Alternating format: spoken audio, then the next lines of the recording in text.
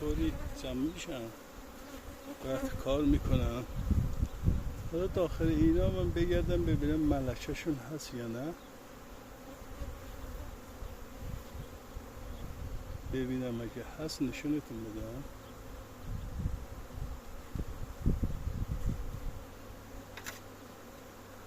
نه رو اینا نیست، ولی خب اینا الان این شونه پر بچه، تخمای بچه هستش، تخمای نوزاد هستن. اینا همه تخم هستن چه میخوان نوزاد بشن.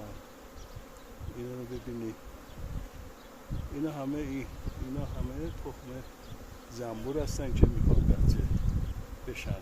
حالا اینا در حال زاد ولد هستن، کمتر کار میکنن، بیشتر میخورن و بیشتر به فکر تولید مثل هستن.